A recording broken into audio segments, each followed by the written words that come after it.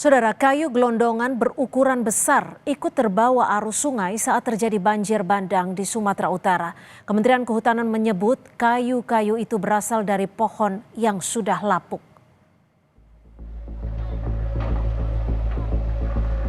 Tumpukan kayu gelondongan terlihat di jembatan Aek Garoga, Kecamatan Batang Toru, Tapanuli Selatan, Sumatera Utara, pasca banjir bandang yang terjadi Selasa lalu. Kayu gelondongan kecil hingga berukuran besar terlihat menumpuk di sungai. Kayu-kayu ini diduga menjadi pemicu dan memperparah kerusakan yang terjadi saat banjir. Kementerian Kehutanan membantah kayu gelondongan yang ikut terseret banjir di Tapanuli Selatan dan Tapanuli Tengah, Sumatera Utara akibat hasil pembalakan hutan di wilayah tersebut.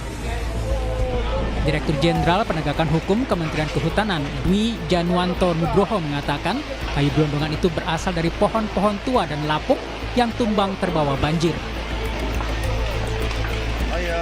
Sumber kayu itu disampaikan oleh Pak Wamen juga, satu adalah kayu lapuk, dua juga kayu yang akibat tadi siklon tadi, pohon tumbang ya, dan ketiga juga di area-area penebangan kayu-kayu yang berasal dari area penebangan. Tadi juga disampaikan oleh Pak Wamen, kita deteksi bahwa itu dari PHAT di APH. PHAT adalah pemegang hak atas tanah.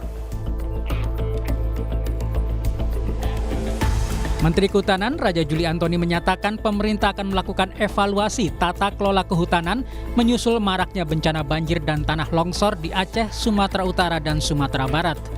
Menurut Raja Juli, rangkaian bencana tersebut menunjukkan adanya kesalahan mendasar dalam pengelolaan lingkungan.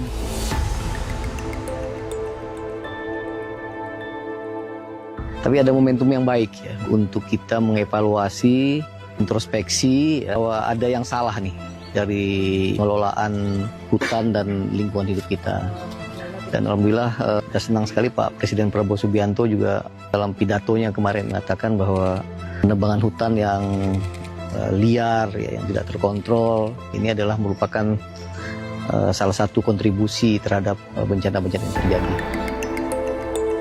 Anggota DPR RI fraksi Demokrat Dapil Sumatera Barat Mulyadi menduga kayu gelondongan itu berasal dari pembalakan liar. Menurutnya, aparat penegak hukum masih lemah dalam melakukan fungsi pengawasan, sehingga pembalakan liar masih marak. Ia juga menduga ada pihak yang membacking praktik ini. Ini yang sebetulnya menjadi persoalan tersendiri. Karena seperti illegal mining yang juga menimbulkan persoalan lingkungan yang menyebabkan terjadinya bencana, itu sering dilakukan pada malam hari sampai subuh-subuh. Dan sulit sekali dikontrol atau diawasi oleh aparat hukum. Atau memang ada pihak-pihak tertentu yang membacking atau membackup pelanggaran-pelanggaran yang jelas-jelas itu sudah melanggar hukum.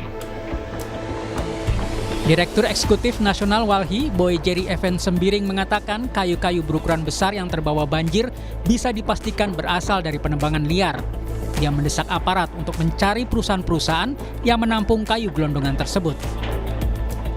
Lalu tapi kalau ukurannya besar, nah itu bisa jadi kan dari proses penebangan liar. Gitu. Nah yang ketiga saya sih harus menyampaikan gitu ya, ini nggak boleh juga sekedar disalahkan sebagai ulah manusia gitu ya, tapi ini ulah kapital kalau kita bilang.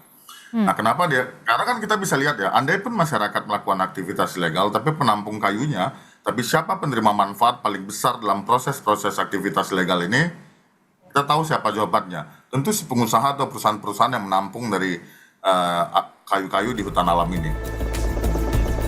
Tingkat hilangnya tutupan hutan di Aceh, Sumatera Barat, dan Sumatera Utara sangat tinggi. Pemerintah didesak untuk segera melakukan pengawasan ketat agar tidak terjadi musibah serupa.